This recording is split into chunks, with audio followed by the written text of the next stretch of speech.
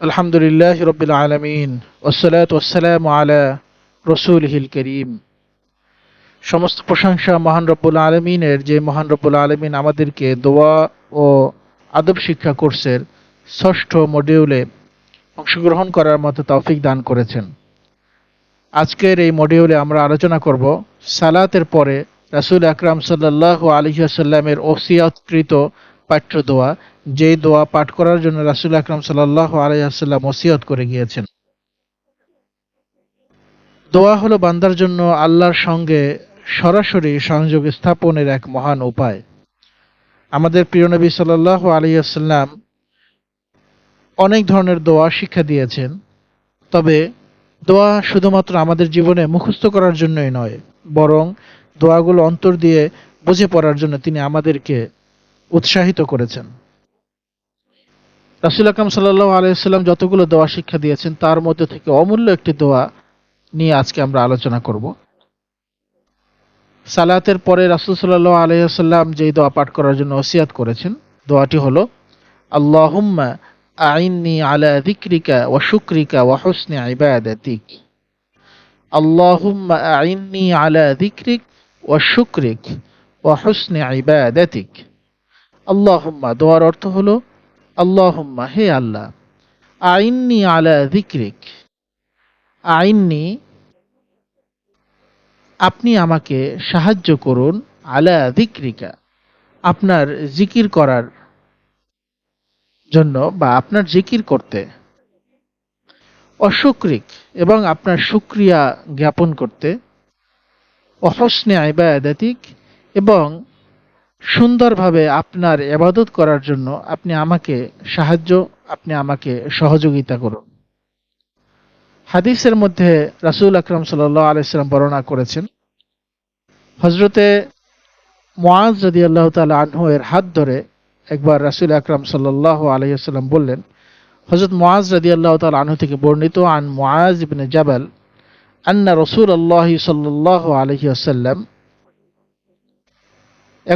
একবার রাসূল আকরাম সাল্লাল্লাহু আলাইহি ওয়াসাল্লাম আখাযা বিয়াদিহি, হযরত মুআজ ইবনে জাবাল রাদিয়াল্লাহু তাআলা আনহু এর হাত ধরলেন, ওয়াকাল, এবং বললেন, ইয়া মুআজ, হে মুআজ, আল্লাহি, আল্লাহ তাআলার শপথ, ইন্নী লা উহিব্বুক, নিশ্চয়ই আমি তোমাকে ভালোবাসি। আল্লাহি, আল্লাহ তাআলার কসম, আল্লাহ তাআলার শপথ, ইন্নী লা উহিব্বুক, আমি তোমাকে ভালোবাসি। ফাকাল, অতঃপর রাসূল আকরাম সাল্লাল্লাহু আলাইহি ওয়াসাল্লাম বললেন, উসিকা, আমি তোমাকে ওসিয়ত করছি, ইয়া মুআজ, হে মুআজ, হে মুআজ, আমি তোমাকে ওসিয়ত করছি, লা তাদআন্না ফি দুবুরি কুল্লা সালাতিন, আমি তোমাকে ওসিয়ত করছি, লা তাদআন্না ফি দুবুরি কুল্লা সালাতিন, তুমি প্রত্যেক নামাজের পরে কখনো পরিহার করবে না।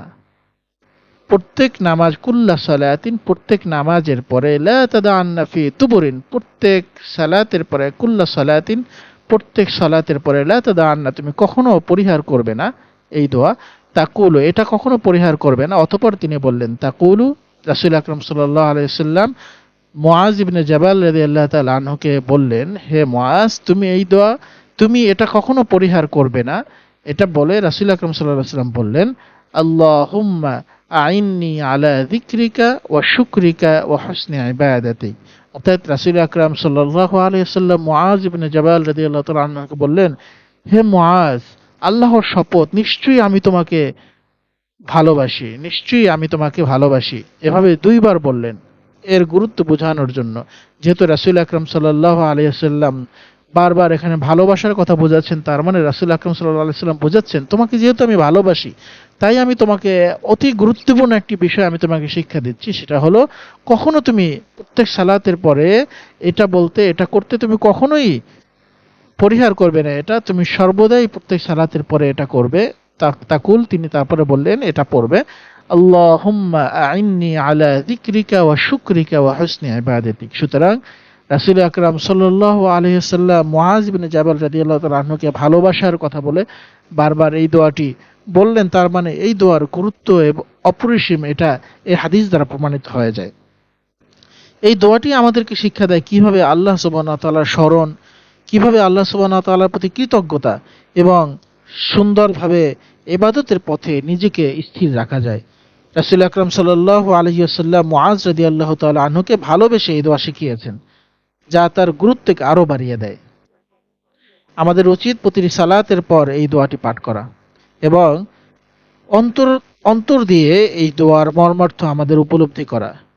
আল্লাহর সাহায্য ছাড়া কেউই ইবাদতে টিকতে পারে না, তাই আমাদের নিয়মিত এই দোয়া পড়ে আল্লাহর কাছে সাহায্য চাওয়া উচিত, যেন তিনি আমাদের দুনিয়া ও আখিরাতের সফলতা দান করেন। আল্লাহ যেন আমাদের এই দোয়ার উপর আমল করার তৌফিক দান করেন। আমিন। আসসালামু আলাইকুম ওয়া রাহমাতুল্লাহি ওয়া বারাকাতুহু।